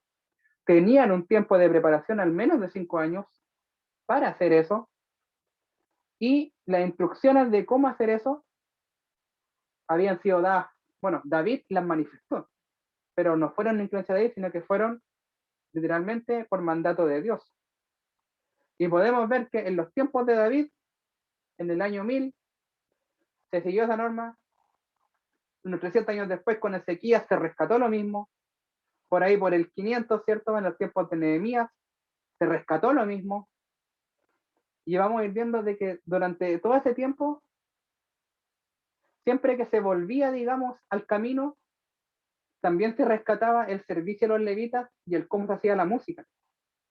Entonces, esos mismos principios, si estuvieron por 1000, por 1500 años presentes, seguirán presentes esos mismos principios para el día de hoy, deberían seguir presentes. Así que eso ha sido, digamos, el término del tema. Y ahora sí podemos pasar a la ronda de preguntas. Que si quedó alguna duda o algo, anotaron, ahí voy a tratar de responderla. Damos las gracias ahí a Will por el tema y trató de abordarlo de muchas formas, así que ahí lo aplaudimos, ahí le mandamos unas reacciones. Interesante el tema por la parte de los instrumentos y nosotros recordar que todo esto también es bíblico. Ahí cualquier cosa, si ustedes necesitan alguna ayuda, sabemos que Will está dispuesto para ayudar, está dispuesto para dirigir. Y bueno, hay rondas de preguntas, así como él dijo. Sabemos nosotros aquí estuvimos hablando sobre la parte de la música, mejor dicho, más hacia los instrumentos, pues la investigación de él. Así que si alguno tiene alguna pregunta relacionada con el tema y con todos los puntos que él dio el día de hoy, puede hacerlo tanto escrita por chat como también de manera audible, levantando la mano, obviamente. Así que quiero preguntar, ¿alguien tiene alguna pregunta, alguna duda que se le quedó ahí pendiente para que Will la pueda responder? Ahí, Yo tengo una pregunta. ya, mire, primero Felipe Palacios, yo vi que levantó la mano y justo después había prendido el micrófono Víctor Manuel, así que le vamos a dar el pase a Felipe y después Víctor Manuel, ahí para que tú puedas hacer tu pregunta. Ahí ir al punto y ahí para que Will la pueda responder. Gracias, Jaime. Bueno, gracias, Will. ¿Me escuchan, cierto? ¿Sí? ¿Sí? Muy bien. Gracias, Will, por la presentación. Encuentro que estuvo muy buena. Gracias por darte tu tiempo, ¿cierto? Muy bonito tu testimonio de cómo elegiste esta carrera para servir al Señor, ¿no? Muy bueno. Y por enseñar. Así que no, encontré bien bueno, ¿cierto? El estudio que hiciste, base en los instrumentos de la Biblia, todo eso. Me gustaría preguntarte, mi querido amigo, ¿cuáles entonces son las recomendaciones que das para la iglesia? O sea, ¿qué instrumentos serían, según lo que tú has estudiado, ¿cierto? Según lo que tú conoces, que se podrían utilizar o también como el estilo musical que debería tener nuestra iglesia? O sea, ¿qué piensas tú? ¿Nuestra iglesia ha utilizado mal algún instrumento? ¿Deberíamos utilizarse esto? ¿Qué nos puedes comentar tú? ¿O qué recomendaciones nos das? Ahí me hicieron la pregunta comprometedora, ¿cierto? El tema de la música ahora. Bueno, contrario quizás a algunos amigos o personas que no están muy de acuerdo, y pues yo lo manifesté ahora en el tema, dije, en realidad cualquier instrumento es bueno, ¿cierto? O malo, porque el instrumento es instrumento. Pero así como Israel quitó los tambores y las flautas, no porque fueran malos, sino que porque se asociaba a ciertas cosas, yo creo que ese criterio, el de la asociación de tal instrumento a tal cosa, es la que tenemos que aplicar. Por ejemplo, se habla mucho quizás de la guitarra, el bajo eléctrico, pero generalmente se habla no por el tema de que sea eléctrico, porque si yo lo amplifico, un bajo sin efecto es como un contrabajo, pero eléctrico amplificado. Una guitarra es lo mismo. Por ejemplo, se habla del tema de la batería, que creo que es el instrumento más controversial. Pero hay que tomar en cuenta el contexto quizás de estos instrumentos. La batería, que es un instrumento que yo digo, sí, si usted lo quiere ocupar, se puede ocupar, porque es un instrumento, pero yo no lo aconsejo. Y yo siempre digo esto, no lo aconsejo porque es un instrumento difícil de tocar bajo los principios bíblicos. porque, primero de todo, la batería es un combinado del tambor, el tambor chico, el bombo, la caja, los platillos. Tenemos varios instrumentos que los podemos ocupar, pero que están a la disposición de un solo ejecutante. Y que por tanto, siempre digo, la batería es un poco, la persona que quiere tocar batería en la iglesia desperdicia un poco su tiempo, su talento, porque si yo le aplico mucho talento a la batería, voy a generar mucho ritmo, mucho ruido, que no es adecuado para nuestra música. Porque, como le dije, como bien veíamos el ejemplo de los levitas, ellos tenían una preparación, o sea, ellos estaban, por así decir, sobrecalificados para cantar, para tocar, y me imagino que la destreza también que adquirían no era menor, sino que era bastante, tenían harto conocimiento para tocar y para hacer lo que se les pedía. Y esa misma actitud es la actitud que tenemos que tener nosotros trabajar nuestros dones. O sea, quizá el darlo todo, por así decir, el aprender y querer hacer siempre lo mejor y dar lo mejor de nosotros para nuestro ministerio, también se aplica a los instrumentos.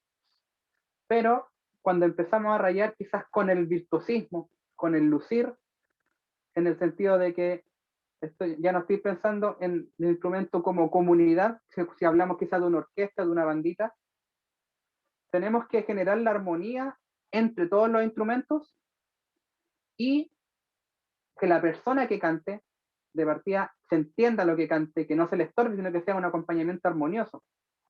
Y para eso, la batería y quizá otros instrumentos de percusión te pueden distraer un poco de lo que se está cantando. Y si yo, como le digo, le pongo mucho talento al instrumento, voy a terminar, a lo mejor sin mala intención, pero sí voy a terminar obstruyendo la alabanza. Lo mismo puede pasar con los registros de los instrumentos. A lo mejor un registro muy agudo de la flauta, un registro muy agudo del violín, puede sonar a lo mejor muy chirriante, va a destacar mucho porque cuando habla, en los instrumentos de viento al menos se suele atribuir mucho la potencia, si es que no se tiene tanta experiencia del instrumento, mucha potencia para generar cierta nota, y quizás por la misma frecuencia de la nota aguda va a destacar demasiado, y sabemos que eso hay que evitarlo un poquito, sino que tiene que ser como todo el conjunto de instrumentos que formen esa armonía y que se genere, digamos, un ambiente adecuado para el cantor. En el caso de que sea instrumental, ahí las normas cambian un poco diferentes, pero se tiene que priorizar, digamos, la solemnidad, el orden en los instrumentos y que no evoque ciertos sentimientos extraños, que no nos evoque el bailar, porque también de acuerdo a la rítmica que usemos, a lo mejor se empieza a mover el pie, empieza a mover la mano y ese mismo ritmo nos empieza a distraer de lo que estamos escuchando. Y eso es lo que tenemos que evitar. Generalmente el piano es un instrumento que yo aconsejo, creo que el más útil debido a que es más versátil. Por mi mano derecha puedo estar tocando los acordes, la melodía, y la mano izquierda me añade el peso del bajo a fin de crear la armonía más grande. Las mismas flautas, los mismos violines actualmente es para acompañar la melodía, para hacer acompañamiento de voces, para hacer incluso hasta interludios en los himnos, es muy adecuado. De hecho, por parte de mi experiencia, cuando yo estuve allá en Chillán, estuve un tiempo participando en la iglesia de Cordillera, y de hecho estuve hasta un año, me nombraron director. Y allá teníamos el privilegio de poder tocar en vivo. Teníamos personas que tocaban ahí. Generalmente me ganaba yo en el piano y había un chico que tocaba el violín, no, una chica que tocaba el violín. Habían otra niña que tocaba la flauta traversa, estaba otra chica que tocaba la flauta dulce, otro chico con la guitarra. Realmente a lo mejor a veces habían dos guitarras. Después se integró otro chico que llegó a estudiar, que tocaba la flauta y también tocaba el clarinete. A veces contábamos con la presencia de un chelista, con dos violines, cosas así. ¿Y en qué, por ejemplo, va la organización? yo a veces trataba de limitarme ni siquiera a tocar la melodía en el piano, sino que únicamente tocar los acordes, la base. Acordes, el ritmo que es el del himno, la flauta, los violines tocaban la melodía, a veces una flauta con un violín tocaba la melodía, la otra flauta hacía la segunda voz, hacíamos un pequeño interludio al menos, y siempre manteniendo la métrica del orden, y al momento de que se empezaba a cantar, lo acompañábamos con la melodía simplemente, a lo más una segunda voz, cosa de que la persona está cantando, yo con un instrumento estoy reforzando la melodía, no estoy haciendo algo diferente que me distraiga, porque es importante que el himno y lo que se está cantando se entienda. Eso puede ser un patrón, digamos, de instrumentos, piano, guitarra, o a lo mejor con pura guitarra, guitarra flauta, guitarra violín, cosas así. Instrumentos que sean más melódicos y que se puedan complementar bien con el cantante. Y sobre todo, bueno, cualquiera sea el instrumento, no exagerar. Y ver realmente si el instrumento o el instrumentista tiene primero quizás el dominio del instrumento, cosa de que pueda tocar de una manera más sobria, de que a lo mejor el exceso de talento hay que limitarlo un poquito, porque hay que ser más modesto a la hora de tocar, a fin de que se logre esa armonía y esa conexión con todo, y que, como dije, generalmente siendo un himno, un canto, el mensaje y de la letra del cantante priorice por sobre todo y sea un acompañamiento adecuado. Gracias, Will, ahí por la respuesta, ahí bien completa. Queremos pasar ahí a la pregunta de Víctor Manuel. Ahí, Víctor Manuel, para que puedas hacer tu pregunta. Sí, mi pregunta consiste en lo siguiente. Yo siempre he escuchado que el tema de la música es un tema conflictivo. Entonces, lo que yo no entiendo es por qué tiene que ser un tema conflictivo. Se supone que la iglesia verdadera debe estar unida en espíritu y en verdad. Entonces, si hay confusión sobre algo, pues no puede ser una iglesia verdadera. O sea, en un sentido, si estamos unidos en espíritu y en verdad, no debería de haber confusión en cuanto al tema de la música. Pero siempre se dice, no, que es un tema conflictivo y qué tal. Bueno, yo incluso he llegado hasta a pensar, o sea, yo imaginando, ¿por qué no crear un website, por ejemplo, donde ahí pongan el nombre de todos los artistas adventistas, el nombre de las canciones que cada uno de ellos canta y que a cada tema, a cada canción se le haga un estudio, se filtre y se diga, bueno, mira, este tema no sirve, es basura, por esto, esto y esto. O sea, si ahí está el conocimiento, yo creo que sí se puede filtrar la música buena de la que es mala. Y separarla. O sea, cuando uno dice que una música no sirve es porque en realidad no es, o sea, no tiene la melodía que debería de llevar, la armonía, el ritmo adecuado, y no necesariamente la música que elevo, la música buena tiene que ser aburrida. Entonces, mi pregunta básicamente es, ¿por qué sigue siendo un tema conflictivo? O sea, no creo que debería serlo. O sea, estoy hablando de ejemplos reales, digamos, agarrar, por decir algo, Compás Compuesto, Heraldo del Rey, Edith Aravena, comenzar a agarrar artistas y cantantes y hacer un estudio de cada canción que cada uno de ellos interpreta, o sea, para hacerlo práctico de verdad, ponerlos en un website, yo imaginando, y decir las razones de por qué esta música o este tema no pasa la prueba, por así decirlo. Esta no está así, esta no está así. Porque al parecer parece que es de la única manera que va a dejar de haber conflicto en cuanto a este tema. Porque se dice mucho, se habla mucho, pero al final del día seguimos con que no, que es un tema conflictivo y que no entiendo. Entonces, me parece que falta como educar, pero con ejemplos prácticos y demostrarle a la gente, aunque no sepan de música, comenzar a decirles por qué X canción o esta no pasan la prueba, por así decirlo. Entonces, volviendo a mi pregunta original, ¿por qué es un tema de conflicto? Bien, gracias, hermano. Yo por muchos años me hacía la misma pregunta, decía, ¿por qué hay tanto conflicto en esto? Y la respuesta resumida la dije durante el tema. Yo dije, porque somos humanos y nos gusta llevar la contraria. De que simplemente es por eso. nos gusta llevar la contraria, no nos gusta estudiar, no nos informamos, no leemos. Es que literalmente eso, porque todo lo que estoy leyendo, todo lo que yo hablé, literalmente lo saqué de la Biblia, lo saqué de citas de Ellen White, y lo que dice Ellen White está respaldado por lo que nombré anteriormente en el primer punto, así que no es como algo que nos diga sorprender, que están hablando cosas raras, sino que se condice con lo que hablé, pero está ese problema, un problema de que la gente generalmente no estudia, no lee, no se informa y por tanto recibe todo lo que se le da de una manera ciega, sin filtrarlo, por sí mismo.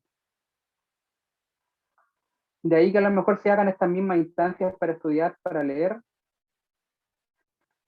pero, y algo más irónico todavía, es que el manual de iglesia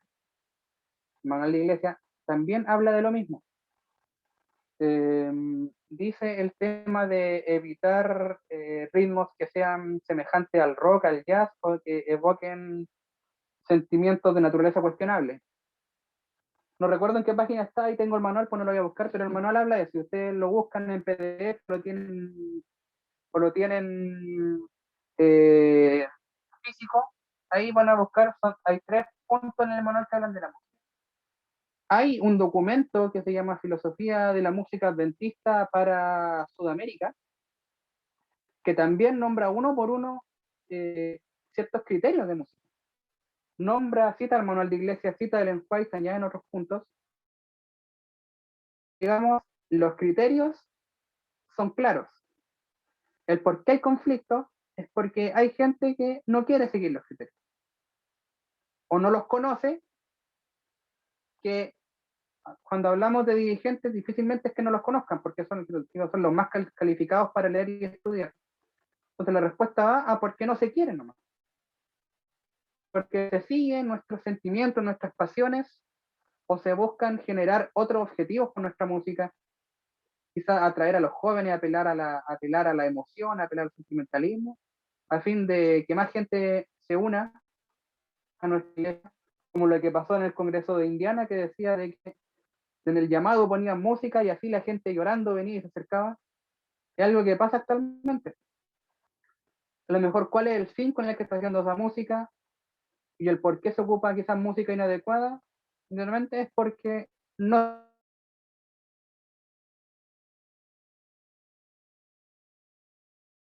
personas que dicen esta es la música adecuada y esto es lo que dice Dios y tenemos que hacerlo así, y otro grupo que dice es que esto no, porque no quiero, yo me tomo la frente así, porque a mí me dicta el corazón es esto así, porque tú no me puedes limitar a esto y tanto, pero en el punto del argumento neto, la Biblia es clara, el espíritu de profecía añade luz y la misma iglesia tiene sus directrices. Ahora, que no se sigan es netamente individualismo, problema humano, y no por un tema de que no se esté estipulado. Gracias, excelente. Ahí, muchas gracias ahí a Will por la respuesta. Quiero preguntar si alguien más tiene alguna duda. Ya, aquí me llegaron unas preguntas por interno. Ahí, Will, y queremos preguntar algo. Tú, en este caso, cuando estuvimos hablando sobre David, cuando fue a buscar el Arca del Pacto, hay algo importante bueno, que se ve cuando se recuperan, que es, en este caso, sobre la danza de David. Entonces, la pregunta va así. ¿Qué piensas tú sobre la danza de David y en la actualidad? ¿Podría pasar algo similar? Yo creo que si nos remitamos a lo que a cómo era la danza de David, perfectamente admisible. Chan chan.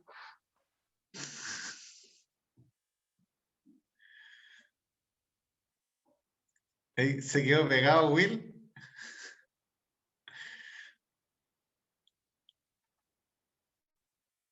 Uy, Will, se nos perdió Will. A ver, Will, por favor, vuelve. Ahí volvió. A ver. ¿Volví?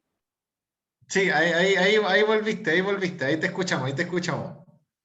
Sí, que volví al Wi-Fi porque se me están acabando los datos. No sé si me entiende ahora. Dale, ahora sí, te escuchamos. Ya, se sabe de que existían, bueno, de las que tiene conocimiento, que se hacían a veces ciertos tipos de rondas, quizás de manera más. Todos conocemos la ronda, ¿cierto? Nos tomamos de las manos, saltamos y todos felices y alegres. Y yo digo, ¿en este tipo de baile hay sensualidad o hay una mala intención? No. ¿Será adecuado hacerlo dentro de la iglesia? ¿Ponerse a hacer una ronda y saltar? Aunque sea despacito, no. El otro tipo de danza que se habla de la vida es la misma danza cuando se habla de saltar. Saltar en círculos en mi mismo espacio. Ese era literalmente la definición de la palabra cuando se habla de la danza de David y otras cosas. O sea, literalmente me pasó una buena noticia, yo empecé a saltar de alegría y a cantar. Es una emoción humana válida y que nadie me la puede cuestionar. Si yo estoy alegre, pego un salto, alabado sea el Señor y canto de alegría. Pero nunca se vio eso en el santuario de partida porque solamente estaban los levitas, no estaba el tiempo para eso. Tampoco se vio en el templo. La danza de David se vio en esa procesión, o sea, en la calle fuera, mientras trasladaban el arca. Y eso fue en la primera vuelta, de hecho, cuando se habla de todas esas cosas, cuando estaban los tambores y la flauta, y la segunda vuelta se tomó más el decoro y se siguieron los criterios que Dios había dicho. Por tanto, hasta esa, digamos, inofensiva danza, que es andar saltando de alegría, de partida nunca se vio en el templo, nunca se vio en el santuario, sí se veía en festividades, sí es una emoción y una expresión válida de alegría, pero siempre tenemos que tomar en cuenta en dónde estamos y si, a pesar de que sea alegre y todo eso, si es reverente o no. Porque sí, la emoción, la alegría es válida, pero también la reverencia es lo que tenemos que tomar en cuenta a la hora de alabar a Dios.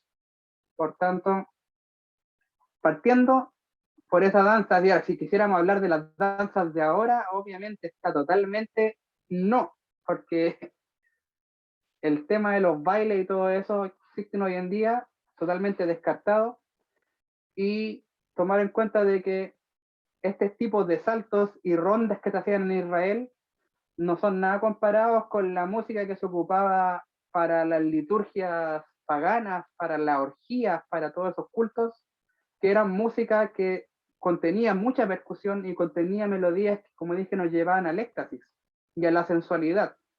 Cosa de que, esa palabra importante, la sensualidad en nuestra oración en la música es lo que no tiene que estar. Y esa es la diferencia. Muchas gracias, Will, ahí por esa respuesta. Quiero preguntar si alguien más tiene alguna pregunta, porque tengo una por el chat también, acá de manera interna, y dice lo siguiente.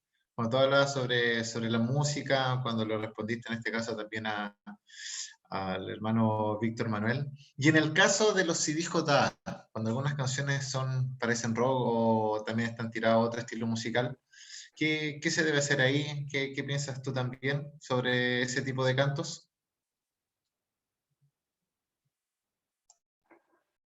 Sea si dijo J.A., sea cualquier artista, si el estilo musical me provoca algo que no sea reverencia y me distrae de su mensaje, está descartado, sí o sí. Fue lo mismo que nombré delante, los mismos principios, y que si nuestros líderes, si nuestra iglesia, si nuestros músicos no los filtran, nosotros mismos tenemos el derecho y tenemos el conocimiento para poder hacerlo, tenemos que filtrarlo de manera personal. Por ejemplo, vuelvo a rememorar aquellos tiempos en la iglesia cordillera. Muchas veces teníamos cultos, hacían cultos a lo mejor distritales, en los cuales se traía el canto nuevo, el canto lema, y se nos pedía hacer eso. Y nosotros, amablemente, decíamos que no, este canto no se puede, porque tanto, tanto, tanto.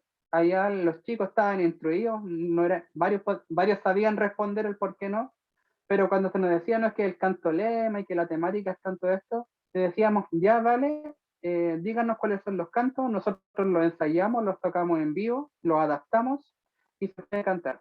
Es algo también perfectamente válido, porque yo he visto he visto la evolución de los cantos JA, especialmente desde el 2011 en adelante, que empezó, por así decir, a adoptar una riqueza más cultural.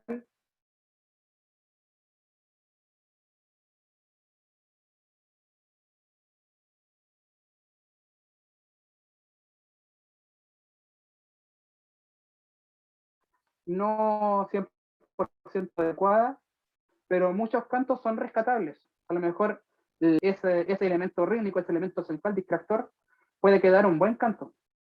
Pero, como dije, hay que filtrar y darse cuenta de que si es adecuado, es inadecuado, y si ya nos llegó porque es un producto oficial, somos nosotros mismos en nuestra iglesia los que tenemos, digamos, la responsabilidad de aceptar o de rechazar, de adaptar aquellos cantos. Ahí muchas gracias. En este caso, como decías tú, bueno, esa duda me había surgido a mí de manera personal. Nosotros también podemos adaptar los cantos que a veces pueden estar mal hechos a los criterios de Dios o también que estén ejecutándose de manera equivocada. Bueno, ahí había preguntado también alguien, y en los campamentos también yo creo que tiene que ser, se adapta para todo tipo, ¿cierto? En los campamentos también, o en los congresos de jóvenes, que se ve mucho también eso. Mira, yo siempre digo que en actividades al aire libre uno puede tomarse una más licencia, pero a lo mejor sí, en un campamento yo me puedo poner, no sé, a aplaudir, puedo hacer una ronda y cantar, puedo ponerme a saltar, por así decir, porque estamos en un contexto totalmente diferente. Pero las manifestaciones, como digo, de alegría, obviamente son válidas. Como estamos en un lugar más abierto, en un lugar que no es el templo, por así decir, ciertas cosas se pueden digamos, adaptar, por así decir, puedo hacer eso, pero es complicado que eso no se preste para el desorden. A lo mejor yo puedo tener una cierta libertad de expresión corporal, por así decir, o incluso instrumental. A lo mejor sí, yo puedo pescar, no sé, una caja y acompañar un poco el ritmo, a lo mejor pesco un pandero y empiezo a marcar. A lo mejor sí, yo me podría tomar esa licencia, estando fuera de lo que es el templo. Pero eso no quita que se quite la libertad de reverencia, de adoración y de desorden, de sensualidad y de baile y de distracción. Sino que a lo mejor yo me puedo tomar ciertas licencias instrumentales, ciertas licencias quizás corporales, pero tampoco tiene que ser un extremo en el sentido, estamos fuera de la iglesia, pongámonos a bailar y a saltar y a gritar, porque al final estaríamos incurriendo en lo mismo, en lo negativo. Quizás en los campamentos, sí, en los campamentos hay un ambiente más jovial, más alegre, a lo mejor se puede reír más, se puede quizás hacer un poco más de volumen, pero hay que tener en cuenta que no faltar el respeto a Dios con nuestra oración en diferentes lugares en el que estemos. Ahí, muchas gracias ahí por responder esa pregunta ahí al final sobre los campamentos y también los congresos. Siempre tener el parámetro. Bueno, si alguien más tiene alguna pregunta, yo creo que ya está, no creo, mejor dicho, que alguien más tenga alguna pregunta, alguna duda que se le haya surgido. Queremos darle las gracias ahí a Will, a Wildo, por haber tenido esta exposición. Así que queremos, Wildo, en este caso, si tú nos puedes acompañar con la oración final. Vale. Ahí donde estamos, inclinemos el rostro. Querido Padre, Señor, que está en los cielos, gracias por este día que tú nos das, Señor, porque ya habiendo anochecido, Señor, damos comienzo a la semana, pedimos que tú nos des tu dirección, tu compañía en todas nuestras labores, en todas nuestras empresas, que lo que hemos aprendido hoy, Señor, podamos realmente aplicarlo en nuestras vidas, que podamos, Señor, cada vez conocerte más y poder realmente entender cómo tú quieres comunicarte con nosotros, cómo quieres que interactuemos contigo y también cómo quieres que te adoremos. que nuestro culto sea racional,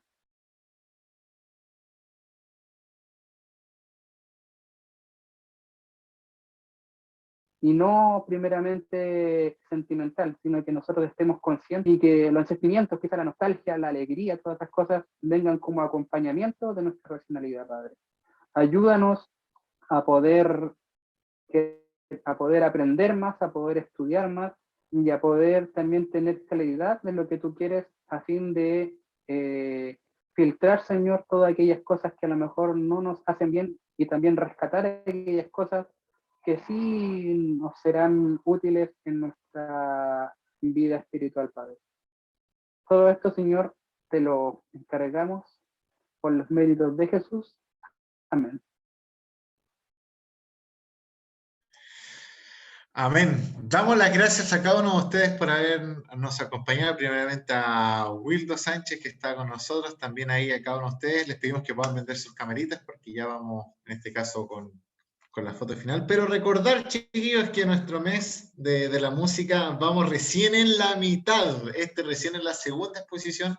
Ahí la semana pasada tuvimos a nuestro crack, a nuestra máquina, al señor de la sapiencia, Tito, que nos habló la semana pasada. Ahora Wildo nos habló también sobre los instrumentos. Y la otra semana se nos viene un tema muy, pero muy, muy interesante. Vamos a decir el título de manera rápida para que ustedes sepan. Es la música cristiana actual. Pregunta. ¿Estará bien? ¿Estará mal? No se lo pueden perder. Muy bien. Ahí me había quedado pegado, pero ¿estará bien o estará mal? Que el Señor les bendiga, que tengan una linda noche.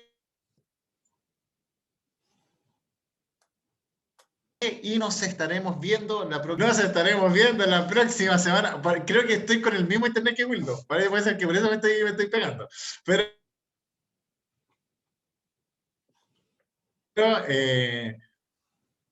y me pegué de nuevo. Así que aquí, chiquillos, que el Señor les bendiga y nos estamos viendo pronto. Chau, chau.